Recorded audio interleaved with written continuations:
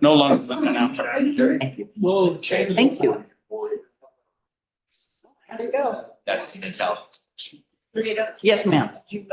Well, No, I guess I did not.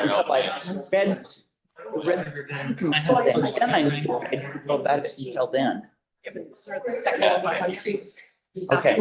I think his last day with August first. Okay. So they're All right. gonna bring out another team. You have a minute.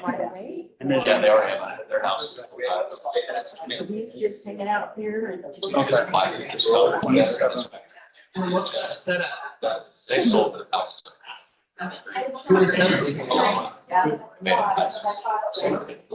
Because that is also this She worked till she had to. free on this right Yeah. here. Really don't imagine. I recommend it, not for you. Right, but not I for me. recommend it. One of these days. No, I'm nailing Thank it. you. You never leave. Yeah, Yeah. well, it's 11 years I've been retired. It's lived like 55. All right. It goes by. But I'm gonna bring. Yeah, I'm not just gonna look at one, look at much time. Because you don't, but then, you know, it's.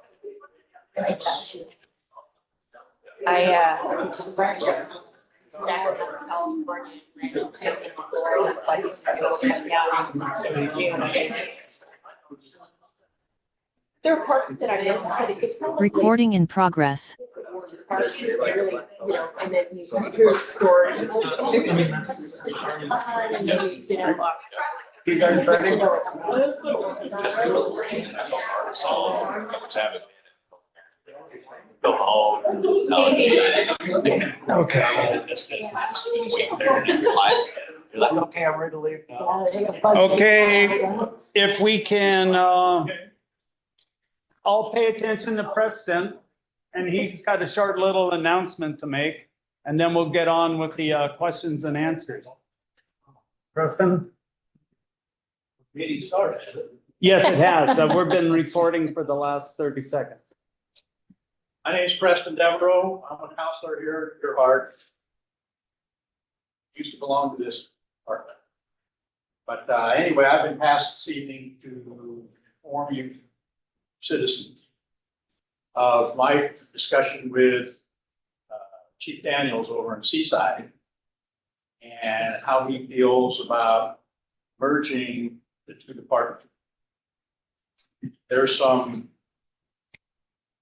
are some logistics that would have to happen for that.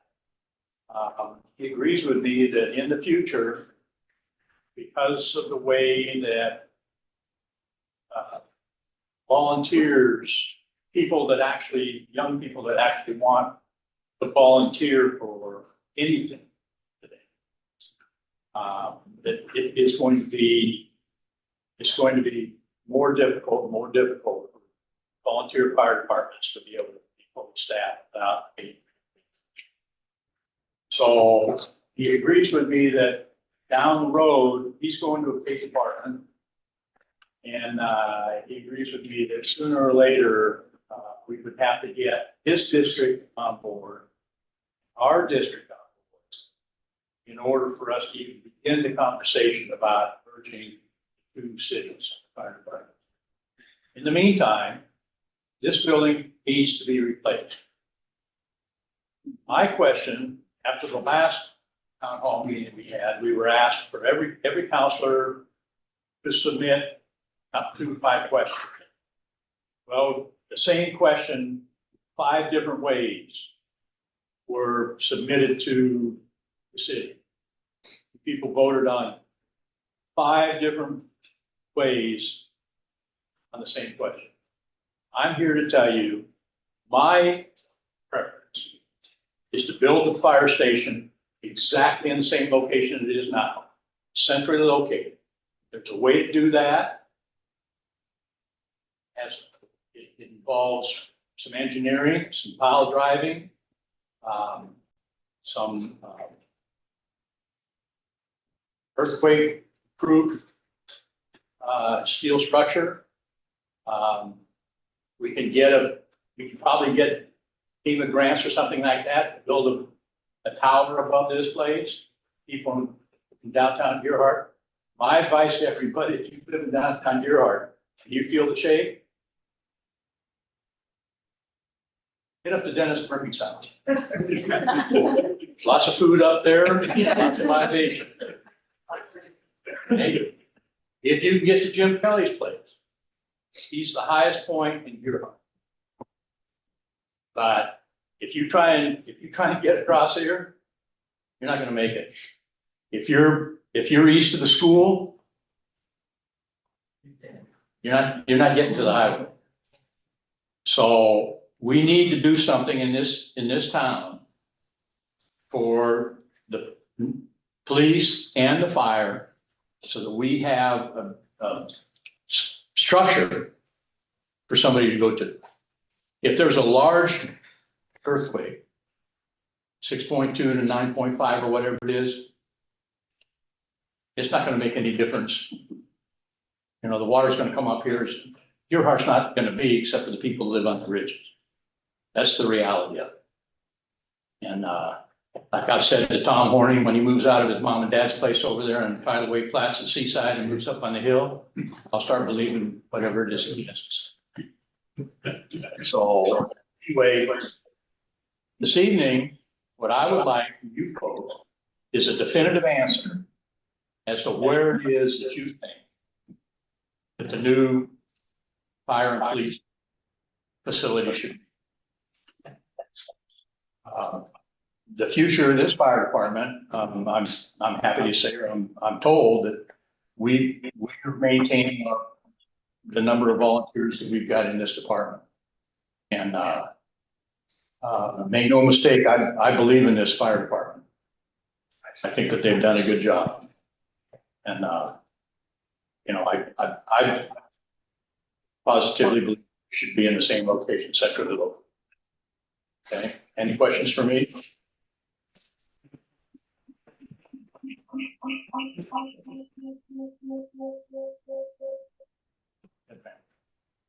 Can you explain, the location of the Gearhart School, what comparison of this location, say to that location, what ground level, what could it potentially be down there? That's all gonna liquefy. Because of the creeks, the two creeks in between. Because that's east of Summit and everything like that. That's on the same plane as basically the highway is even higher than that. From everything that I've read and heard, highway's gonna drop 6 feet. What about bringing in the rock and gravel, whatever, to raise it up to. Well, you know, through eminent domain, you could probably get a lot up on Fifth and Summit and, you know, put a small station up there and be on the ridge. But as far as the infrastructure, you know, trying to get the school grounds, you know, to be tsunami safe that's a long haul. Yes, sir. Did I understand you to say in that little speech you gave that you are proposing or in favor of a vertical evacuation structure? Is that? I think, absolutely. Because I am very much, I've read up on them a lot, and I think it's the only way to go for Seaside, for instance, they had no other option.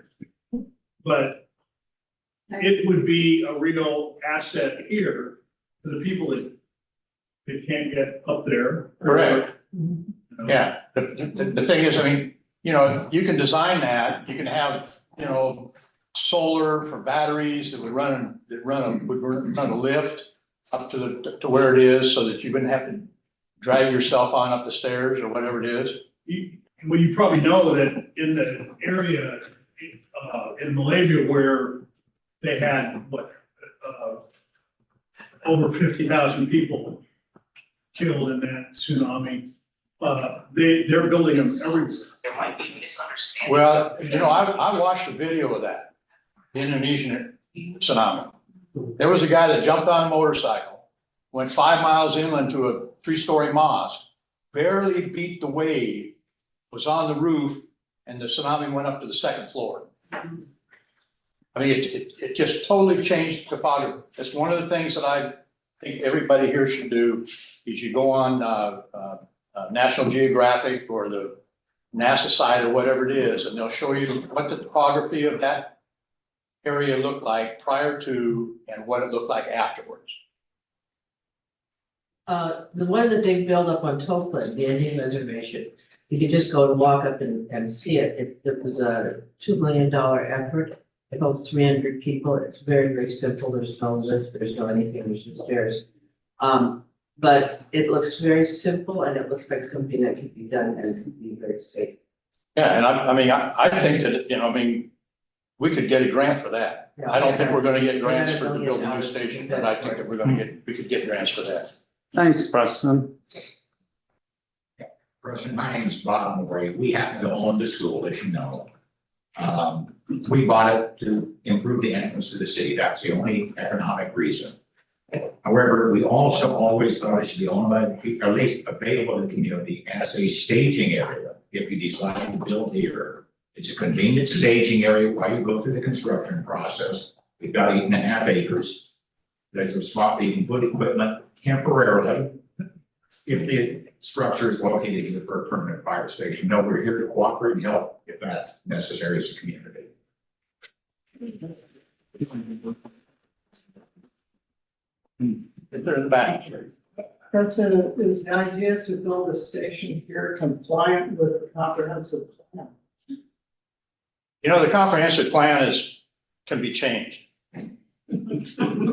That's my opinion. Does it have to be changed in order to build a station?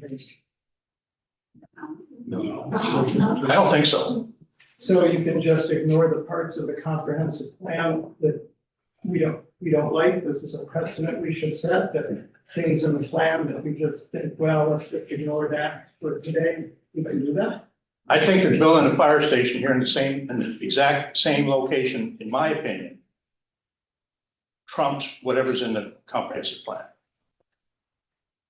Why does the opinion of a single council trump the comprehensive plan? That's up to everybody here in this city, every voter in this city, every taxpayer in this city. That's up to them. That's not up to me. Why do we have a comprehensive plan? Well, we have a comprehensive plan to keep Gearhart. Well, so just the parts that we wanted to leave at a particular point in time. The number one thing is to keep Gearhart. The fire station is Gearhart. Yay.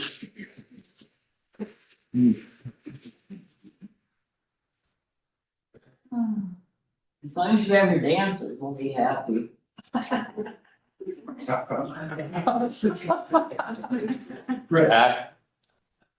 Twofold, two questions. First one is, can you elaborate on Fifth and Summit? Why that's been ignored for the last 5 years? It probably isn't, the lot probably isn't large enough. It would really be a small station. It's I don't know, 100 by 100 lot up there. But it's a higher elevation than here and a higher elevation than Miller Park. Yeah. The problem is, And it is in the residential area, and I'm sure that's. that's true. And the problem is that if we have an earthquake, you're stuck up there. You won't be able to get across this creek. You won't be able to get to the highway. Well, if we have an earthquake, who knows who's gonna be. That's exactly right. But this location here would serve, I mean, it's gonna have to be a fairly large earthquake in order for this thing here to have 15 feet of water over it. So now, the second question is, what parts of the comprehensive plan are we not addressing by building here? Maybe the doctor could answer that question. I can, if you wish. Yes, please. Okay. Under LCDC Goal 7, geology and geologic hazards. Page 10, general plan policy. Take reasonable measures to protect life and property to the fullest extent feasible from the impact of a local source Cascadia tsunami. Page 11, policies related to reducing development risk in high tsunami risk areas.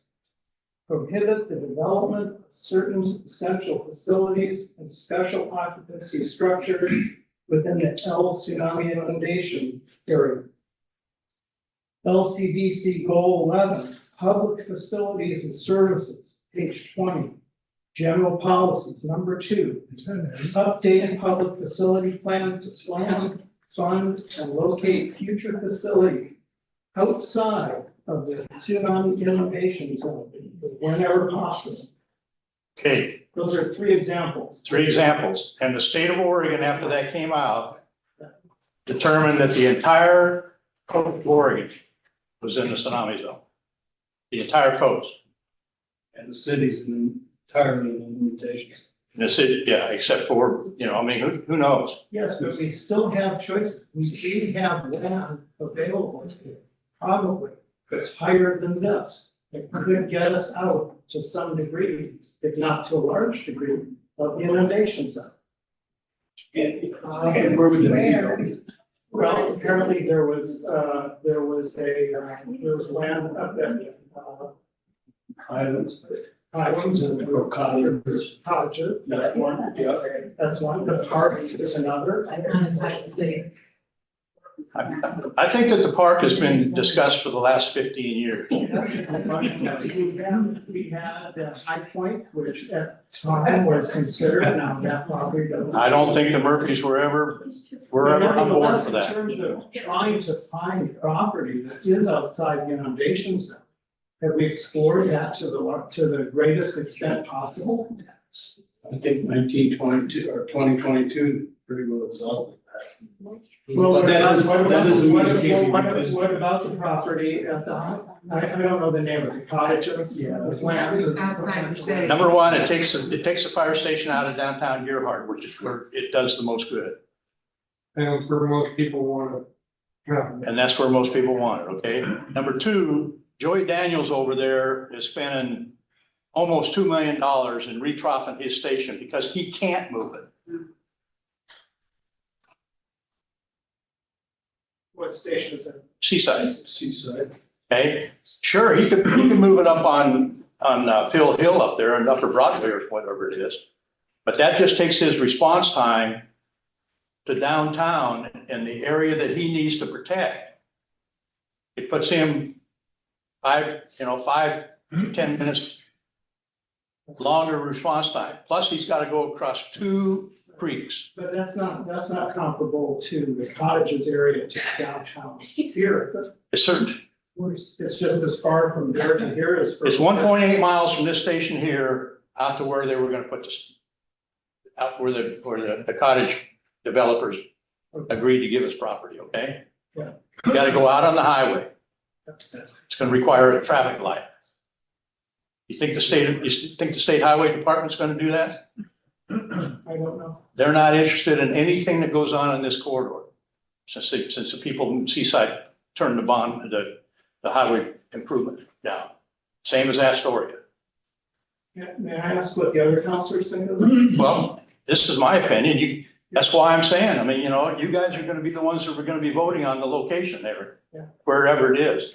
You come on up with it, you guys come on up with another piece of property or whatever it is that you think is best suited for the city.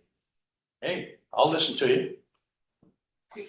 Okay, well, then we'll let other counselors answer if they want to. Thank you very much, Preston. All right, so when we begin, don't forget there are these comment papers that you can pick up anytime and write a question or something you want to say to us if you don't feel like speaking in public. But if you do, that's fine, because that's why we're here now. Does any other counselor want to speak to anything that's been said so far? Yes, I'd like to speak. So Preston started off with talking about, at some point somewhere, I think he's talking about somewhere down the road, Preston, we would need to combine with Seaside, but you don't see that in our immediate future. I see it within the next. Joey and I both agree that probably within the next 10 years or less. Okay, so if we were to combine with Seaside, what would that change about our plans for this building, what we need for this building? Are you, in your mind, are you thinking because we would combine with Seaside somewhere off down the road, we would only build something like Reed and Hertig here? Or do we need an actual fire station that meets all of the OSHA requirements and all of the National Fire Protection Agency requirements and everything else? Regardless of what we do, we're gonna have to follow those rules. Okay. Right, and let's not forget, the police department is in on this Exactly. because those guys gotta get out of that closet. Please. Right. So my reason for asking that is just to clarify in minds, I think some people think that because it's been proposed that maybe we would combine with Seaside, that combining with Seaside would solve the problem of not needing a building. And we need to make that absolutely clear that we still need a building. Okay. So Gearhart has pretty well maxed its area that we're gonna be protecting out. Okay, we could annex in the cottages, we could annex in the piece of property that's between there and the reserve. There isn't a whole lot more land to annex in across the highway. So basically, what you're gonna be doing is, this city is not, I've always said, how big do we want this village to grow? Okay, because I mean, when Bruce Maltman was the city administrator, I said to him, if you wanna be like Warrenton, let's annex everything, move our urban growth boundary on out to the school district 10 line, which it happens to be where the Grange is. Okay? You get all the land from here to there. Then then what are you? You're sure in hell not Gearhart. And so this new station would have to serve everybody that's here today, the existing houses and whatever future development that we have inside the city. And it would, I think that, I mean, when you get an architect on board and he designs a new building, I think that we can do with 3 bays or maybe 4. It's gonna have to be built according to NFPA standards and OSHA standards and emergency services standards, which is gonna be expensive. You're gonna have not only are you gonna have the fire department, but you're also gonna have the police department. We've got two police officers that service the city now and hopefully soon to be a third. Friday. So those kind folk and necessary folk are gonna need their own space. And, I mean, me being an ex-fireman, I've never been an ex-cop, so. There's two you guys over there sitting at that end. But anyway, so, I guess it's up to you guys where it is that and what you want to do. And that's my pitch to the citizens of Gearhart. Okay. Thanks again, Preston. So to finish up where I was going was, so we, even if, I mean, that's just good planning out for the next 20 years, what we're going to need in 20 years. But it doesn't necessarily change the fact that we still need to address this building. Someday down the road, we're gonna have a personnel issue. We're gonna have to pay for personnel perhaps. But right now, what we need to worry about is our building. And when we're planning our building, we do need to plan for the eventuality that perhaps we will have to pay for staff. That'll have to be part of the planning. But right now, we're planning our building to meet the needs of Gearhart. what our needs are. Yeah. And our needs are not just, I want to stress that our needs are not just for a tsunami. We have a lot of risks that we need to build for. We could have a lot of things happening right away. A tsunami is just one event that we need to plan for. And sometimes you come in, often when I was in law enforcement, I was faced with a situation where you had no good choices. You had absolutely no good choices. And what you cannot do is become paralyzed or do nothing or continue to fight over the fact that you have bad choices. You have to come up with the most palatable of the unpalatable ideas, and you have to proceed. To me, it is unconscionable if we have no other land to build on, and there is no place else for us to build this facility. It's unconscionable to me. To me, it seems almost immoral to require that they continue to work in unsafe conditions, in conditions that OSHA says violate their rules, that are just not, I mean, they're just truly, truly problematic for us.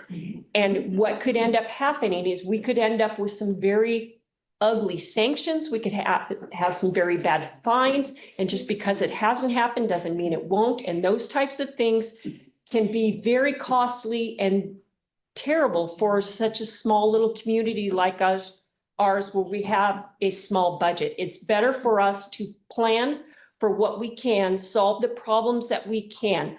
So ideally, in the best case, best world, if I were making my perfect facility, I would build this facility someplace where there wasn't going to be a tsunami threat. However, if the only place I can build it is where there might be a tsunami threat, I have to recognize that there could also be a fire danger. There could also be an active shooter danger. There could also be another plane that crashes here. There could be a number of problems that we have here that we need to address, we need to get prepared for. And in the meantime, we can't keep dragging this out and asking our people to work in unsafe conditions. We need to get going on this. So I'm sorry to interrupt you, but I think that's what we've already discussed. Everybody, I think, wants to move on. We want to build here, and I don't think we're trying to recreate anything that we don't already have. We're trying to improve it and make it work so we can keep Gearhart. And we've only had one plane crash in like 100 years. I just really wanna know. okay. I know when it was, I was here. But it's in the emergency world, you have to know that it's very poor planning to say, well, the odds are it's not going to happen. That's how you become overwhelmed and you are not prepared for things. So Eric asked me what my opinion was, and I'm giving you my opinion. Ideally, we would build out of a tsunami zone. However, I am not willing to delay this project in order to build out of a tsunami zone. I think that there are other things operationally that we can do to overcome the fact that we would be building in a tsunami zone as far as storing equipment elsewhere. So that's my answer to you, Eric. It's not that I haven't given up that dream. It's just that sometimes perfect is the enemy of good. And if we can build it, let's build it, because I can't see making these guys continue to work in this building for a day longer than they have to. In the back. I just have a simple question. So you agree with Preston that it should be built here, even though it's not this, it's not a tsunami thing. So you agree with Preston? I agree that we need to explore building here. I am not willing to, unlike Preston, I am not really ready to commit to any location. Because here's what I know, is that we're going to get a good architect that's going to come in here and tell us that we don't even know are going to need to be included in this building. And we only have so much real estate here. And an architect will be able to solve a lot of problems, but he's not going to be able to put apparatus on the second floor. So it's gonna be up to them. I think that we are going out for an owner's representative. I think we need to wait and have the owner's representative drive this bus. And I think we need to let the professionals tell us what we need to do, give us our options, and then we decide where it's going to be. But I'm telling you right now, my gut feeling, based on my past experiences, that this will likely be the most economical place. Well, as far as we already own the land, however, there are going to be a lot of logistics that may not make it the most economical to build here. And I think that some people might get a little bit of sticker shock when they find out how much it's going to cost to operate someplace else while we're building here, and some of the things that we have to do here to make this land worthy of building on. So there's still a lot of things ahead of us. The follow-up, you mentioned the architect, we already had the plans designed for this place that I looked and you guys showed. So am I missing something? Yeah, those were developed quite a few years ago, and as like in everything else, the world marches forward as far as engineering and what's required and regulations and things like that. Just like, for example, with our water treatment plant, my understanding was that during that delay, they changed the regulations on that, which drove up the costs of that. A lot of people were very upset about that, drove up the cost of that. That's the same thing could always happen with any large building project. Regulations can come in and change things for you very, very quickly. Yes.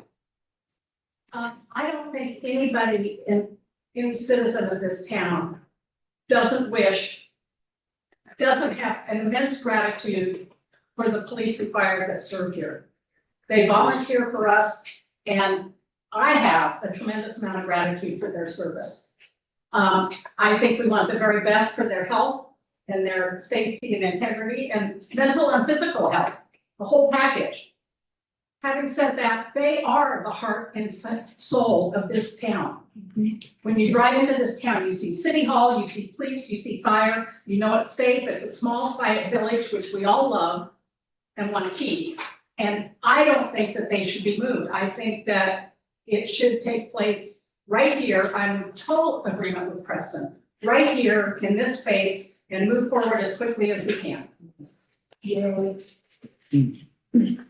Okay, that's great. Here's a point that I haven't heard brought up yet, is where are we going to store our equipment while we tear this building down?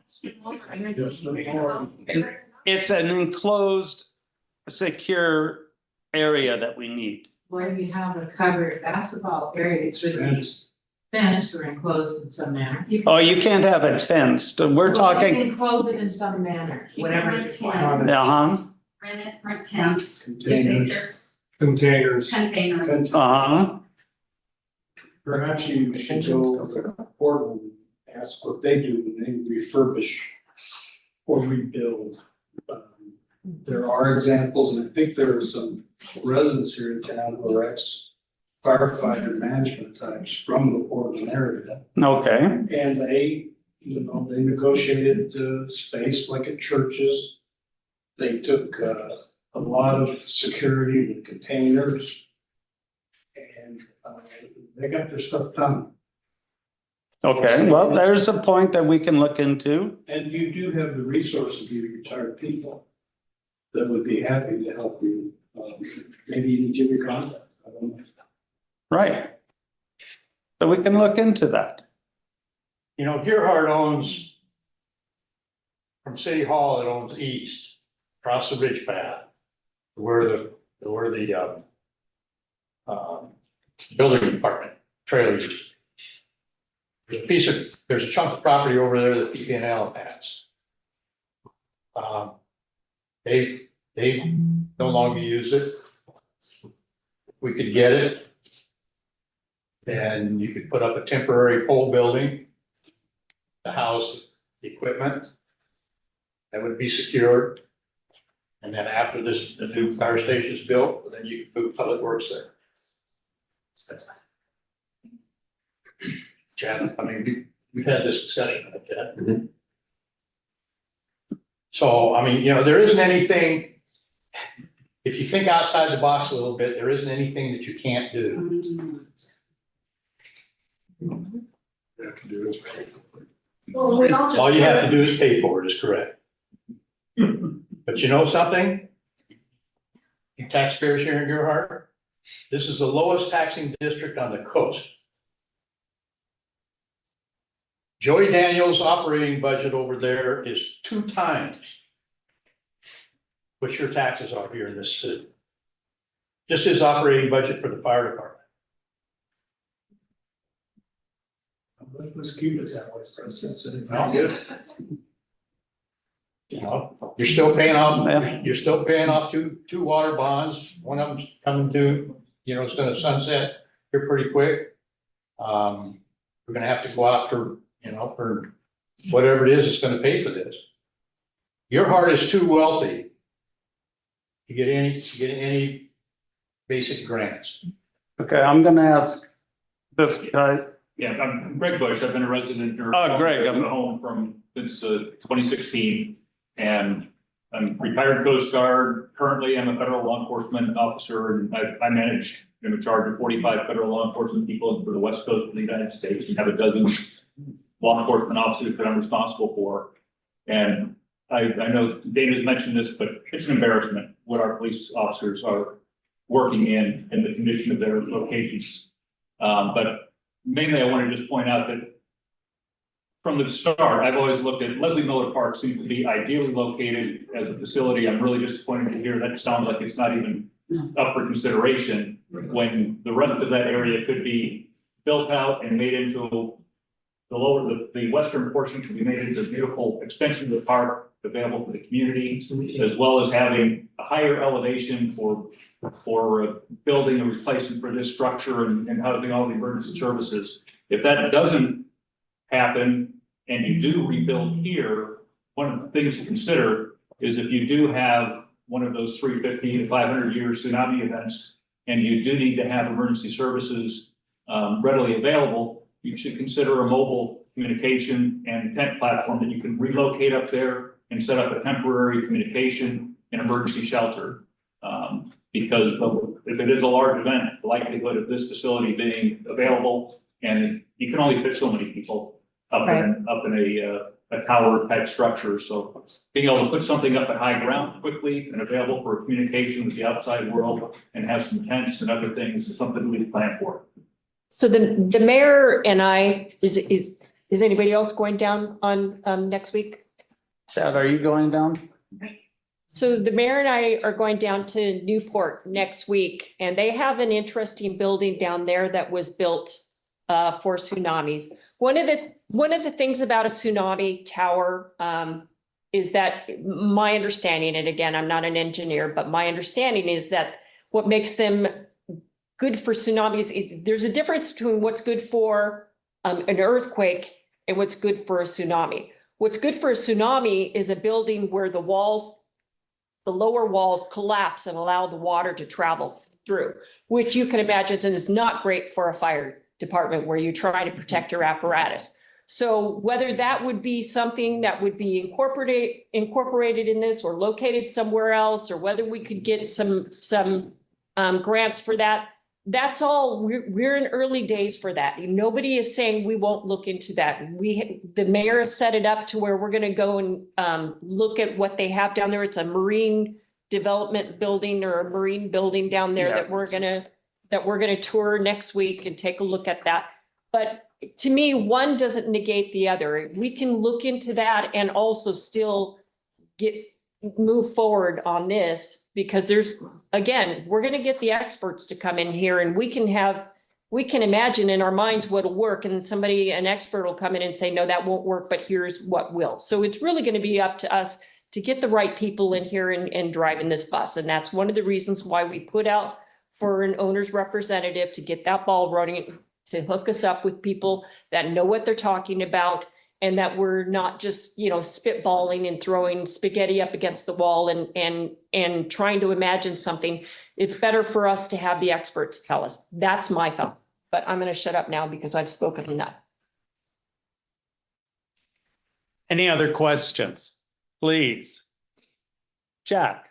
What happened to the east side, the water tank location? I understand when this all first started back in 16 or prior to that.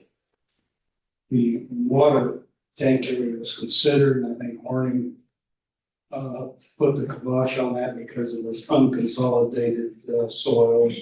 No, it's on basalt. It's actually bedrock and is a good location. The problem is you've got McCormick Garden area, which is all flooded. And in an earthquake, you will get liquefaction with groundwater at 20 feet. So if you've got groundwater 20 feet down, it will come to the surface, and anything sitting on that surface will move down. It just shakes and it just starts getting swallowed by the ground.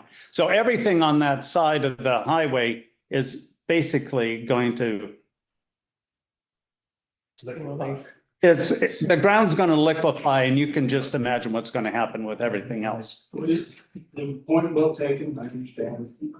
But don't we face soil liquefaction in practically all these locations of some kind? Well, Not with sand. this building here is at 27 feet, I believe. Yes. Okay, and so our groundwater at this location is at the creek area. So we're 27 feet above, so we're not going to suffer the liquefaction exactly the same way right here. In the park over there, it is. Yeah. And so I don't know where I was going with that point. It's just, yeah, it's just, you got to look at the liquefaction as a really, a sneaky thing, because it subverts the ground's ability to support weight. And when you're shaking, if you've never been to Alaska and Anchorage and seen the Turnagain Arm, where all those houses just were on mud and silt flats, and they just walked right into the inlet and sank out of sight. It was the most horrific scene to see in pictures as that happened. And they're building there again because, you know, we've had our earthquake. We're not going to have another one, which is, you know, short-term memory loss.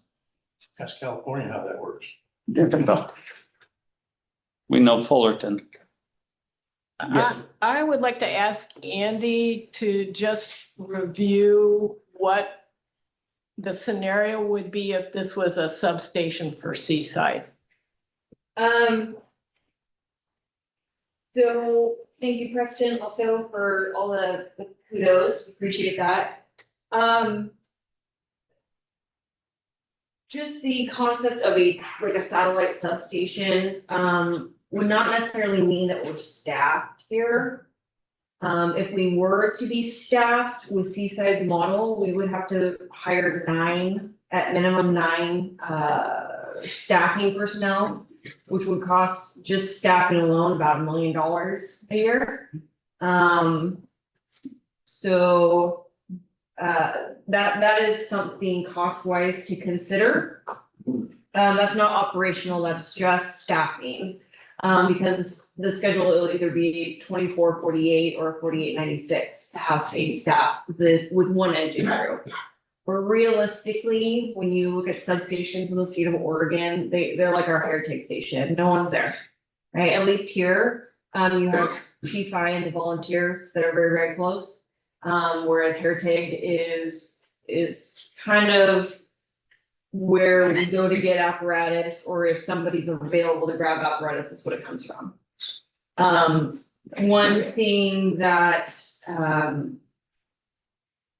we need to think about with the bays is the possibility of having to maintain an ambulance. So 4 bays might not be enough.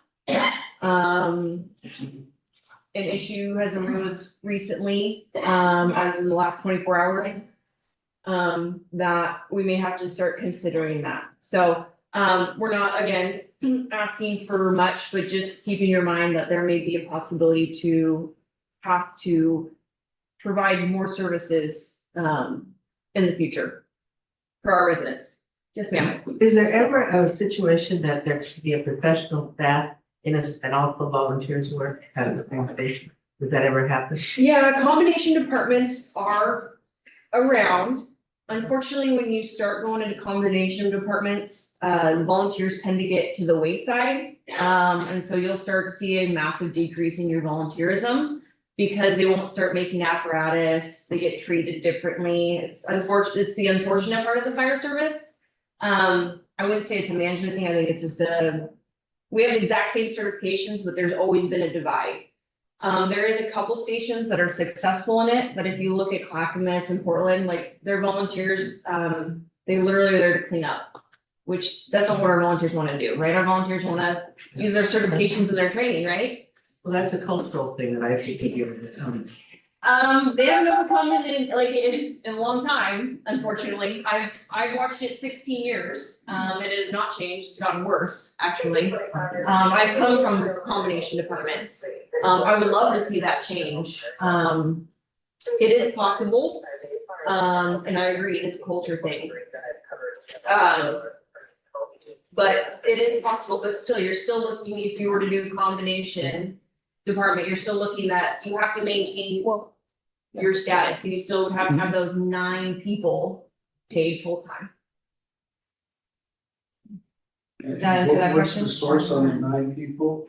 So that's on a rotating schedule. So NFPA standards, and OSHA standards, you have to have 3 people engines, period, of the story. So a 3-person engine on a rotating schedule, but ABC schedule, that's 9 people. And that's not accounting for any sick, overtime, vacation days, and that's minimum 9 people. And the assumption is that would be conditions placed on substation. That's if we had staffing. So if we were to merge a Seaside and they were to staff this full-time with career staff, that would be the staffing model. So we apparently don't have an agreement that we want to have a substation, so. No, that was just a rough to answer the question. And a substation would have to be within 5 miles of the main station. When you're talking about location. Yeah. Another question? Yeah, I think we still have to look at funding and expense. I mean, I know that Gearhart, I mean, it may be, have nice houses and everything, but not everybody can afford to have their taxes go up a lot. So, I mean, that has to be some sort of consideration in figuring having a station here versus someplace else, Right. You're right. Okay. I think we voted at the last town hall meeting for getting an architect in and having somebody look at this. And I think the place to start, without all these other questions, is to get that person in here and know where we're at so that we can talk about it. That's why we've put out the RFP for the owner's rep. And once we get response, and how many responses have we had? There, I think we're gonna have 3. 3? And we go over it, then we can choose one. And that is the person, because I don't want to do this. I don't have the expertise to run a show like this. I want someone to come in and go, this is what we're going to do, and this is how we're going to do it. And then it's on him. I agree. Oh, I'm so sorry I said him. Yes, that person there will be responsible to the owners. I have all but his last name. Yeah, okay. Well, anyway, that's my problem. I go, you guys, I'll see you later when I leave the ladies of the office and I have to come in every time and go, ladies, not guys. Okay, so I run that show. My daughter tells me all the time. Thank you for telling me. I always like to be corrected in public. Makes me smile. Any other questions? Is this property built on fill? You know, they say it is. I don't know if it is. Nobody knows until we dig the floor up and get underneath here and take a look.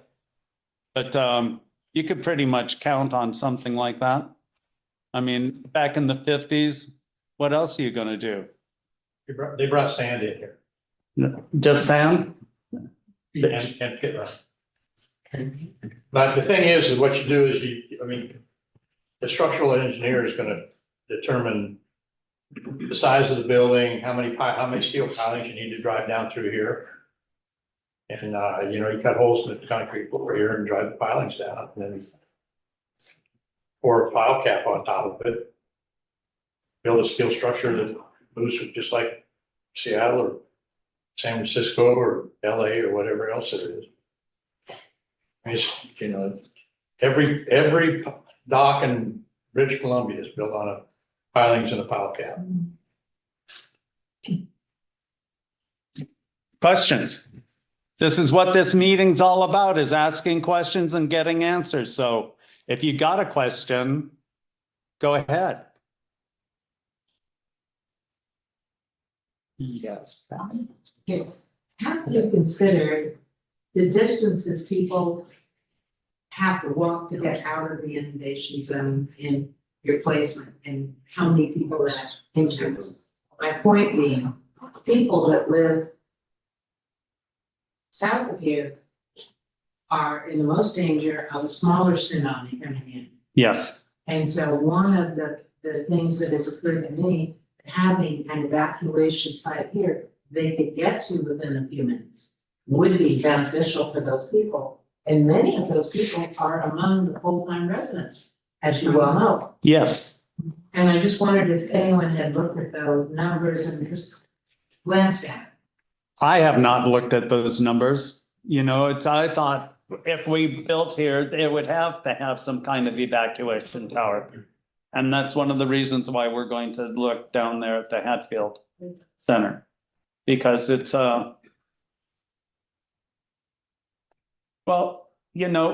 honestly, in a good world, we'd have them all over the place. I mean, the east side, you'd have to have 2 or 3 on the highway just to cover the east side. And that doesn't even include in town here. So then you've got, 60-foot towers all over Gearhart. And that's where we're going, boys. Get on top. Let's just take a look at the sites. But no, it is something that I want if we build here. And this has only been the 3rd town hall. Their first 2 were 77 and 70. This one, I believe, we're sitting at somewhere in the neighborhood of almost 40 people. This does not represent a majority of the voters. This is one thing I don't know how to do to reach more people besides putting reader boards out, which we can't, even though we're the city. We can't put reader boards out there saying, come to the town hall and tell us what you think. Give us some input.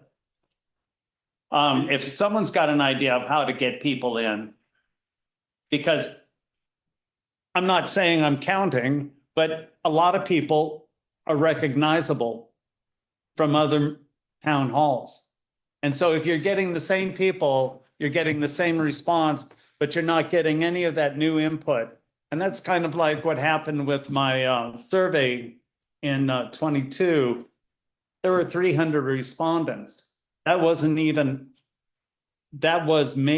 a 1/5 of the voting population. And it isn't something that you need to analyze because you don't have a baseline big enough to draw any conclusions on it. How many people are signed up to the blog, the City of Gearhart blog? I'm not involved with the blog. Somewhere near 2,000. Okay, surprised by that.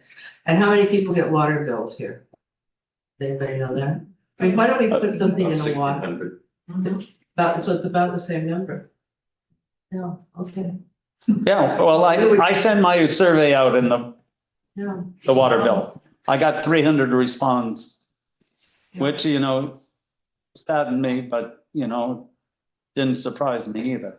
You gotta also account for timing too. At the time that you put your survey out, it was still raw. There were still a lot of Yeah. people that had that were over it. And even today, there are still people that are like, we're not, nothing has changed. It's all the same stuff. They're just telling us the same stuff. So, you have to overcome that. Sometimes a little bit of time can heal those wounds. And maybe the next time we put it out, if we wait and if we do the timing right, maybe we'll get better responses later.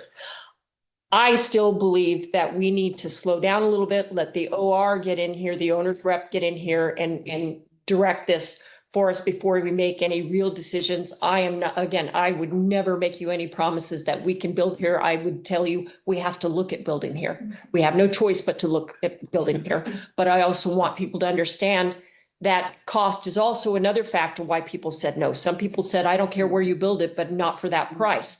And if the price to build it here is going to be, much, much more, there's going to be people saying, well, yeah, they're just, they're trying to build a Taj Mahal there. And that may not be the case. The case may be, we just are building what the regulations say we have to build.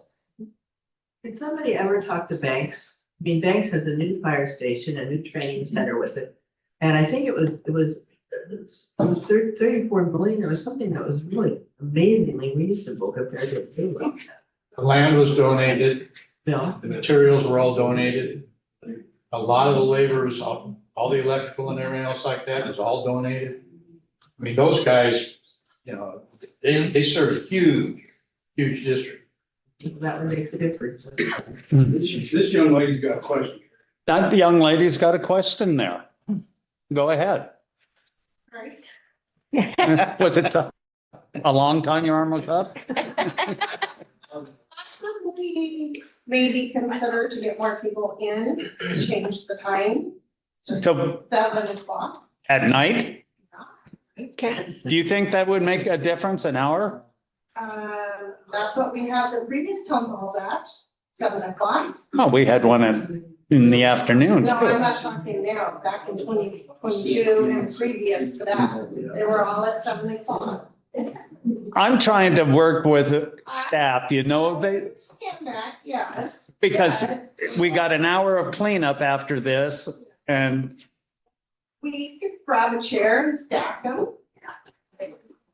that's true, but I'm just saying experiment, possibly. I can experiment. Change the times. Sure. That would bring in more people. If, 7 o'clock, we'll see about that for April. We'll see about that. To your concern, Terry, about reaching a lot of people, I believe in the last city council meeting, your city attorney gave you good guidance on your idea of an advisory vote this coming May. And evidently that was rejected by council. Right, that's because it shuts down all of City Hall.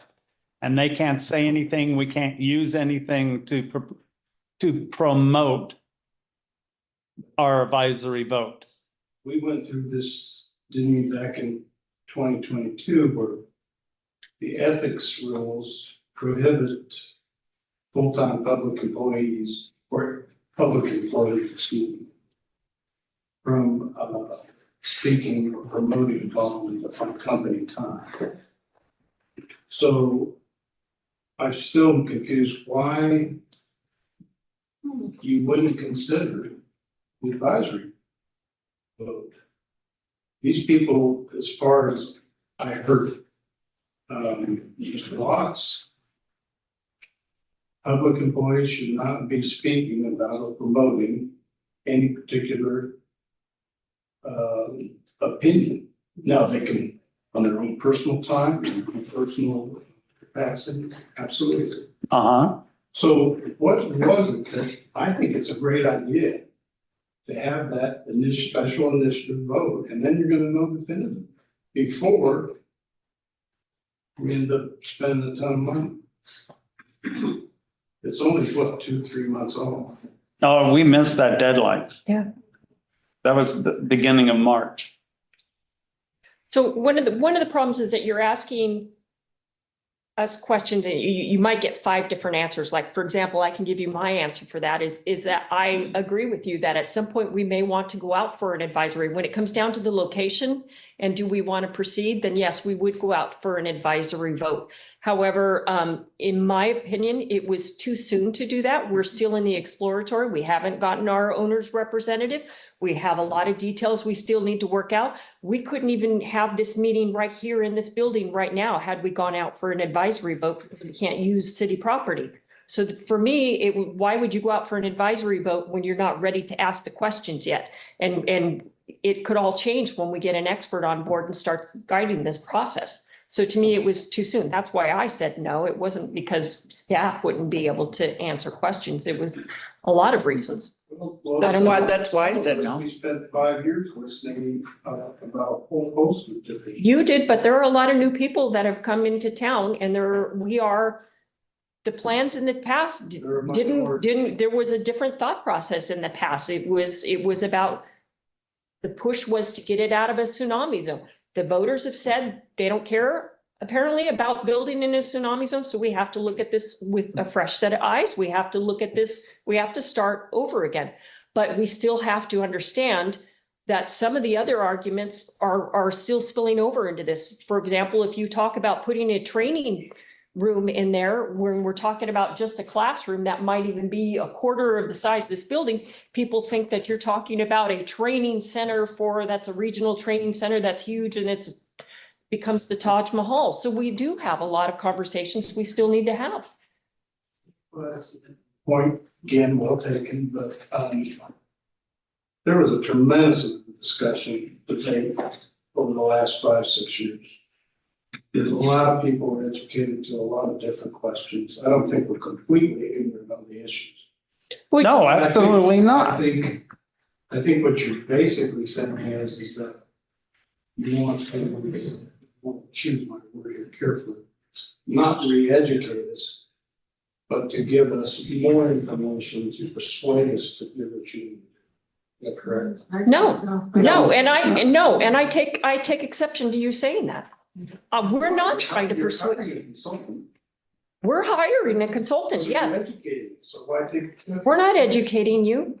Why would you not want to follow the direction of an expert? Why would you not want to hire somebody who could save every bit of money that we put into his salary or into whatever we pay him? He could save us that and help us avoid making very costly expenses.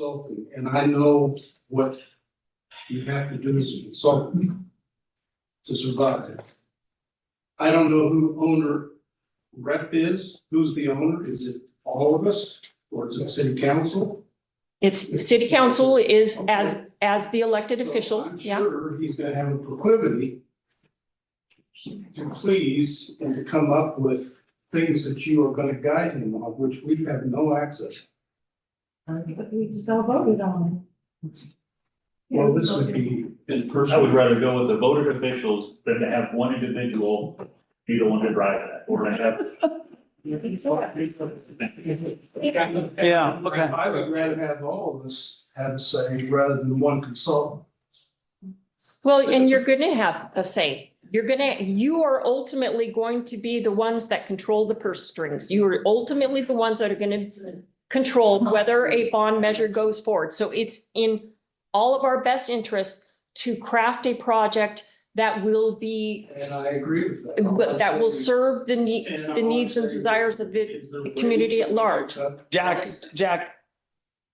if Dana's talking, would you give her the floor until she's done? Both ways. I know that, but you were walking over top of her with your conversation and let's just keep it civil. For the past couple of years, we've heard over and over and over again that we need to have town halls, and now we're having town halls. We're giving information, and now we are having a night where we are not giving you information. We are having a night where we're saying, okay, we've given you some information. Now give us some feedback. What else do you need to know? What else would help you make your decision? And you are not the only person that we're catering this to. Over and over and over again, I have heard, thank you for having these. Thank you for providing this information. I learned something that I didn't know. I've heard from people that have thanked us for not having the advisory vote. Some people that are normally in your group also, I have to say.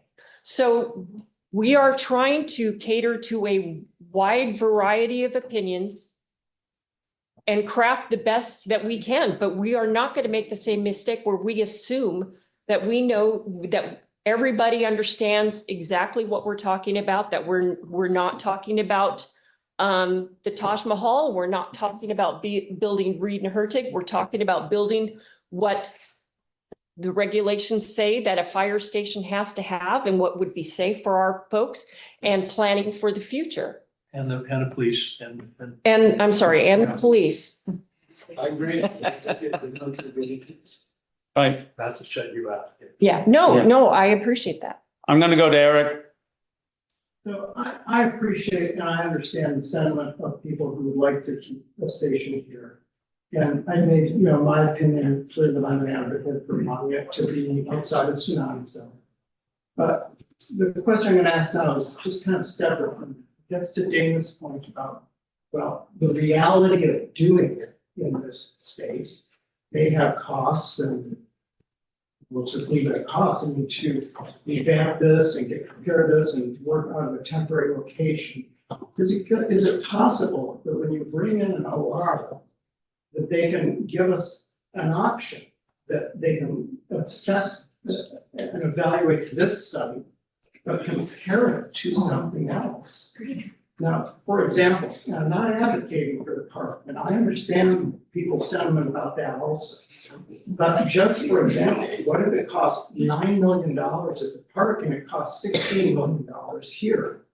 I'm not saying that's what it would be, but what if? What if is a good question. Right. So in that regard, not necessarily the park, just this space, sure, evaluate it, but it would sure help me, and I think it would help a lot of people, if we had something to compare, if there was something to compare it to, if there was any alternative location that your OR can find and assess, so we at least can get a choice, so that we can at least compare.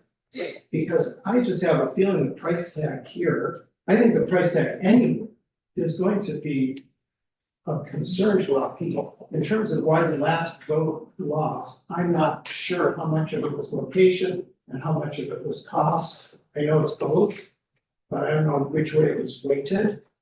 But now that we've waited more years, more time has gone by, costs go up, it's going to cost a lot of money no matter where we go. So if we had at least a choice to compare point A and point B, I think that would be helpful if the OR can do it. I believe he can, or she can, or it can. They can. Oh, it could be an AI. I don't know nowadays, geez. They've got these things. If they can, Okay, this gentleman right here. I had two things. One of them kind of been analyzing that I had when I came in, and due to things that you said, I still want to introduce that thing. But first I wanted to respond in historical part about your survey that came out back with the water bills. Mm-hmm. And the point that I wanted to make is that I had come to a few council meetings prior to that. And one of the big discussions that we had was the ineffectiveness of yes and no surveys. And so I would encourage you in the future possibly to do possibly inquiring for information or opinions versus saying a yes and a no answer to each. My particular one that I put out, I put lots of different information outside of those two options, but I think the biggest thing that I want to emphasize is that yes and no surveys don't leave the options for input for a lot of people's understanding. Yes. So I just wanted to, that was my reinforcement for that particular statement that you had made earlier. Okay, good point. the other one that I wanted to say was, and there've been different things, Mr. Preston talked about it.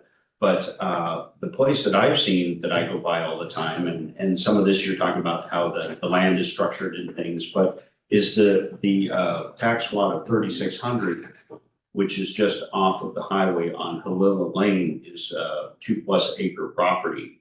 And I just wanted to make a suggestion that that might be something that, because just up the way on the other side of the water, they built quite a structure for I believe it's a landscaping business over there, but currently that's a vacant lot, and just happened to be perusing the tax lots and seeing different things and saying, you know, that's an accessible area. It's also, but of course, the big contingent there, like Mr. Preston was saying, is that you would have to put an access light at that point. But I also, that was one of my things that I wanted to talk to you about too, was as a different side and a different concern was the highway itself, you know, obviously is a speeding nightmare. But so I don't see as a stoplight would be a bad thing, but anyways, it was just a thought to say that that particular zone that is unoccupied, that has elevation, that is on the west side of the swamp. You know, it just might be a consideration thing. Well, that's something that we could look into, but it's, But that's a cost of buying the land, correct? Correct. Yeah, and I believe with the, But I don't, just, it didn't look to be an exorbitant amount at this point in time, anyway. Okay. But I'll take a look. I didn't know about 2 acres over there. 170,000. 170,000, okay? The problem with that is where Sturgill did his landscaping deal. Bill Bergeson used to own that, and he took the railroad grade, which was built up with sand. It's where the old railroad tracks used to be. And he kept filling the swamp. And state lands came and said, you need to suck some of this stuff back. You got water on both sides of the highway. And Bill said, well, I don't know what I'm doing. And the guy went, you want to see a photograph of your property 5 years ago? Bill said, how many cubic yards do you need me to take out? Willing to argue. That's, I mean, basically that ridge right there is, the railroad built that up. That wasn't always there. And again, I'm just proposing an option that's out. Sure. Yeah. And because there have been a number of new houses constructed in that area, and I'm not saying that the fire station is the same constructed foundation that a house is, because obviously it's not. But there have been many larger structures and full housing communities that have been built right in that same area. And I was just, you know, particularly looking at the access was there, the size of the property was there, the pricing was not exorbitant, you know, so just some of the, like Dana has said, some of the options, you know, were check the box. Right. The options are not check the box, but we can't, the perfection is not available. And between the Pacific Rim of Fire, which we can do nothing about, you know, the whole city pretty much lays in a destruction valley, so. Right. You know. Thank you. I'm gonna go to George because he had his hands up several times. Only once. Oh, only once, but go on. I was, a couple comments. One, I was delighted to hear from Dana the point that I want to stress again, because I think it gets lost, that tsunami is only one of many risks that face a community, and that public service building is intended to try to address. Similarly, public safety is only one of many goals that a city government is intended to address. And I have been dismayed in the past month or two to hear people again coming back, floating the idea, and I know there are advocates for the idea of using a public park for a fire station. I have frequently heard people say that, well, the Leslie Miller Park is free because we already own it. And I think that that is so wrong-headed. That property is not free. It is probably the most valuable piece of real estate on the Oregon coast. And it's of tremendous value in its current use to the community.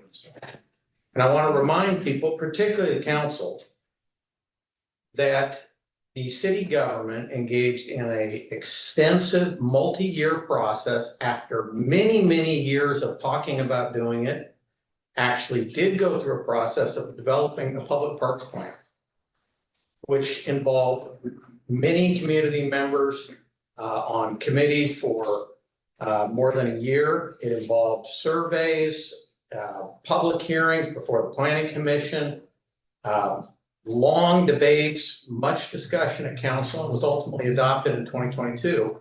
And as somebody read some parts of the comprehensive plan, I want to bring to your attention some parts of the city parks plan, which was adopted recently.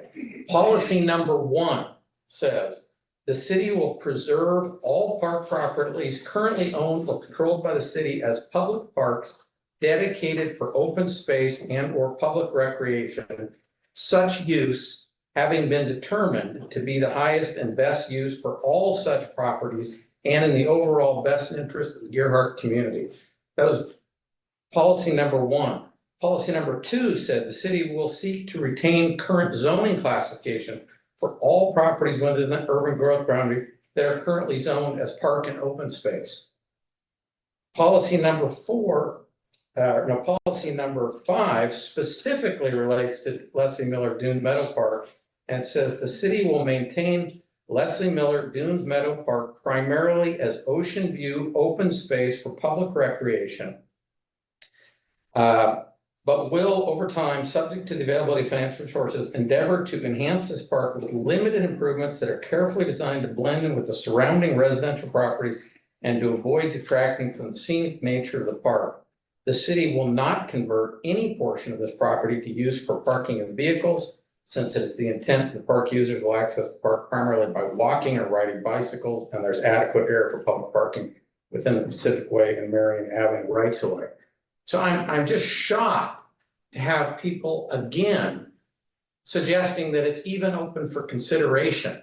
The Leslie Miller Dune, the notion that if it costs less to build there, that it costs less is, in my opinion, ridiculous. There's other high ground, and I think Preston mentioned we could, through eminent domain, acquire property. I don't know why the city has never looked at that, but if there's a great desire to have a station out of the tsunami zone, property can be acquired through eminent domain. But I believe the citizens and the city council have spoken on the park is going to stay as a park. But if you've seen the drawings that were sent about 5 years ago, the park was enhanced. The park, I thought, was very nice with them. Well, not in my opinion, and not in the opinion of the council that adopted this park. Well, I know, I think that I certainly was here and I know that it was very unpopular. But I think the park is very underused at this point. And I think that enhancement is really what we need. I don't know if the fire station should be here, but I think the most important thing we're talking about is that people want the fire station downtown. And that leaves a very limited space here and there, and there's really nothing else. Pat, in the back, or Yeah, I just like to reinforce the last 2 commenters. I think consultants are great, and we ought to benefit within reason from all the consultation we can get on this.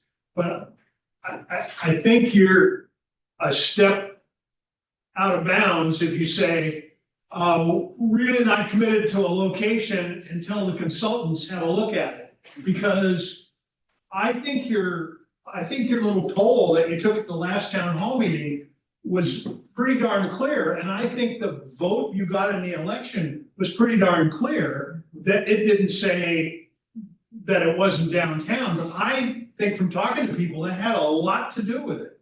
I think people want their fire stations down here. And I would suggest to you, you might have to test this with some polling, that people might be willing to even pay a little bit more than at some other location just to keep it down here. And that's just how people feel. I think so. I think you're making a mistake if you say, well, we're gonna keep that in suspense till the consultants have spoken. That's a real mistake. And if you ended up going with another location, you might get voted down again. Because I think people want it downtown, Uh-huh. the majority of people. Okay, thank you. Pat? Yeah, Mayor, just one thing that following this, I was wondering, we're talking about owner rep or hiring an owner rep now or something. My question is, when the prior fire station bonds came up, when we had the drawings and we had the input, we had the dollar amounts assigned to it, all those numbers and what they look like. Did we have an owner rep for that? No, we did not. Why not? I had never heard of an owner's rep. Then why do we have one now? Because I've heard of an owner's rep, and I don't want to have to do this. Honestly, if someone's got a professional degree in facilitating getting a building built for an entity, i.e. a city or some other big national, why wouldn't you go with him or them? Because it makes sense to get the best possible team together to get the best possible conclusion to your job. Yeah, but along those lines, the city spent a lot of money. Yes. A lot of money, and why we didn't do that before, or why the change, and I do have concerns about when you hire a consultant, the consultant typically wants to go with who's ever sitting across the table from. And that's definitely a concern of consultant, and how they get paid. Yes, and I agree. And I think that's where bringing them to these town halls will open the door for everybody to say what they've got to say and not just listen to what we're saying. I want the best possible outcome for this. I really do. I want to see a new building. I don't care where it's built. I want a new building. These people deserve it. We deserve it. And we need to do it now because it's just going to cost so much more in 5 years, in 3 years. We've got to move. And I want the best team. And if it costs money, then so be it. It's going to cost money. But the best team is the team that'll get it done, save us money, make sure everything is right as far as the job, because there's nobody that I know of right here that can do this. The premise of the questions that I keep hearing are along those lines are that we are going to, that city council has some mysterious, we've got some alter plan that is not going to meet, it's going to be a plan that we want that you all are not going to want. So we're going to end up right back where we were a couple of years ago, which is the definition of insanity. The definition of insanity is keep doing the same thing over and over and over again and expect a different result. We're not willing to do that. But we have not had an OR before. And this OR is going to, yes, he's going to represent us as your elected officials. But the bottom line is he's not catering it to us. It's going to be catered to you. What will you vote for? We cannot continue to argue about it's going to, it can't cost that much money, but it has to be there or it has to be here. There are still people in this community that are not in this building today that have already told me they will not vote for it if it's put here. We have to get those, if this is where it's going to be, then we have to get those people on. You cannot assume that there are enough people that want it here that they will be able to carry the vote. We can't afford to do that. We have to make a project that doesn't alienate somebody, and perhaps an owner's rep will help us guide us to something that we can all agree on, and we don't continue to have these delays and these fights. That's the point to me of having an OR. We've not done this before. Let's try something new. Let's get somebody who's going to give us some continuity, because we don't even know who's going to be sitting at this table come November. That's going to be all up to you. It could be completely different, but this project can't stop and start each time we get new faces at this table. Yeah, I'm standing up because I'm short and nobody can see me back.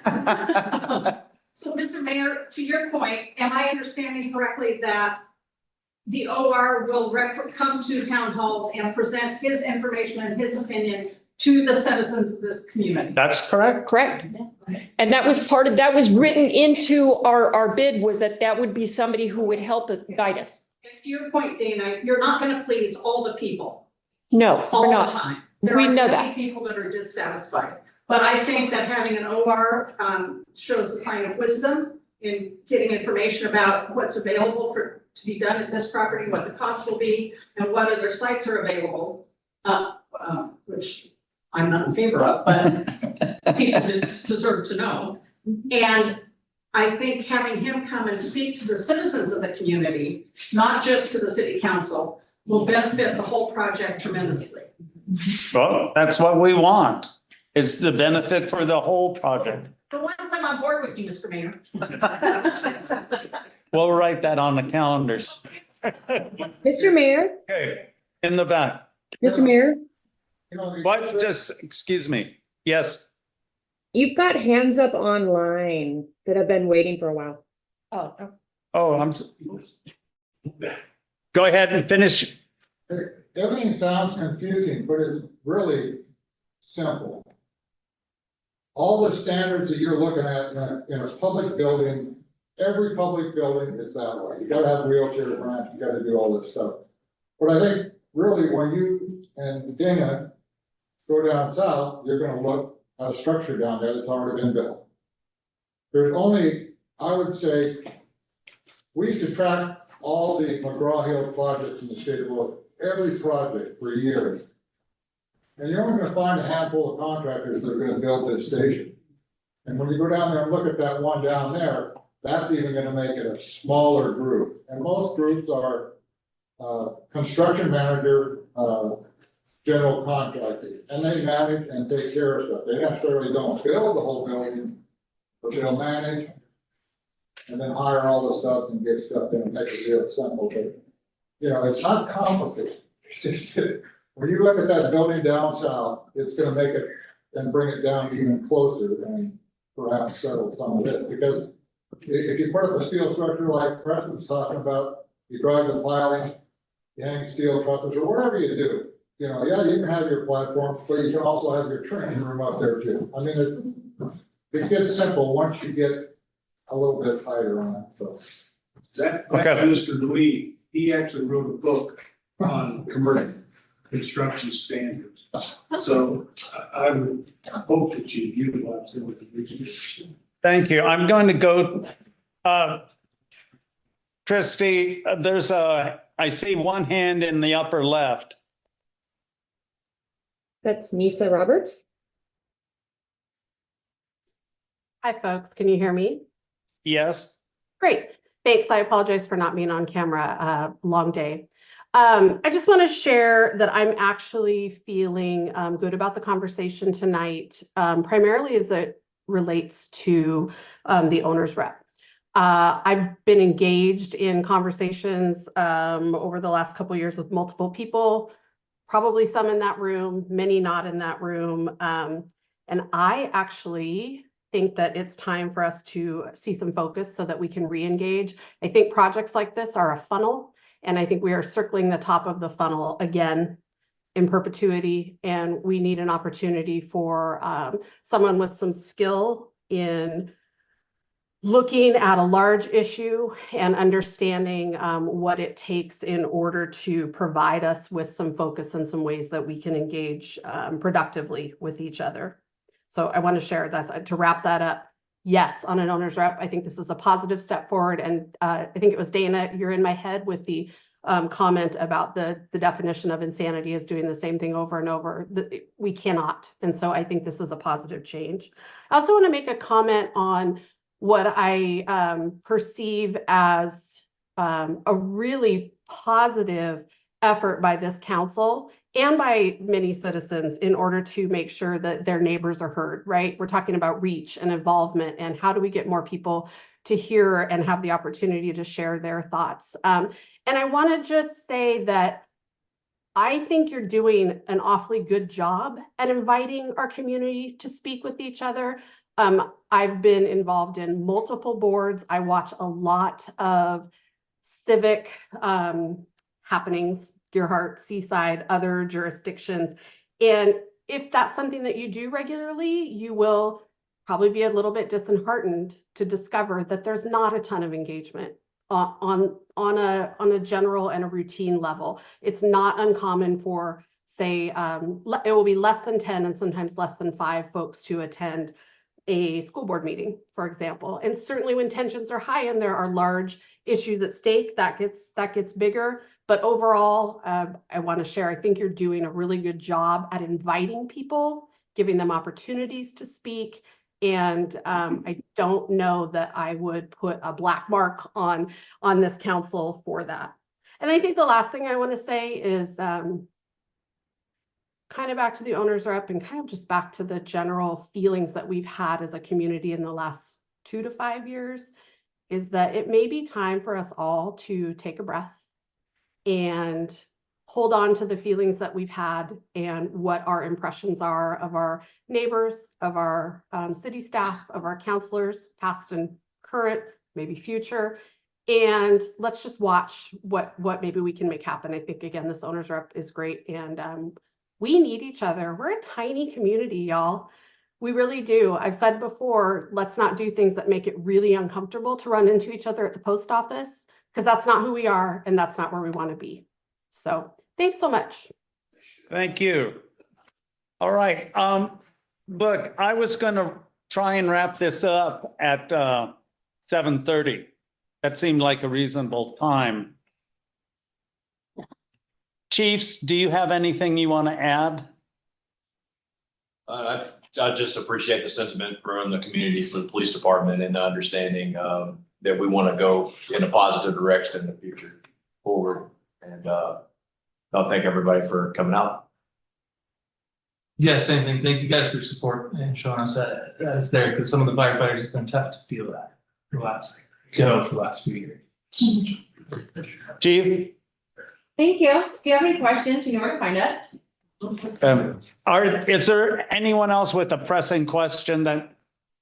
Would it be permissible and worthwhile to ask those in attendance which what they prefer, whether this site or another site? Is that possible to do? I could do that, but I believe the sediment is right here. But all those in favor of building right here, please raise your hand.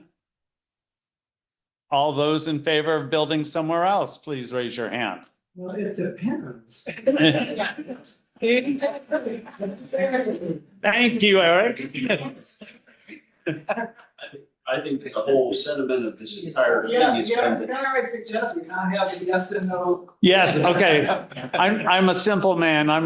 I like yes and no's. You give me an opinion and I'll give you mine. Okay.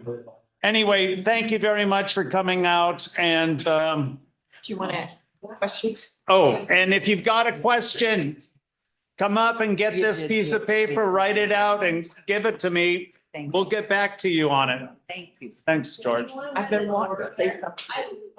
Mr. Mayor, do you want those by the door? Oh. Maybe bring them in or mail them in? Yeah, whatever, yes.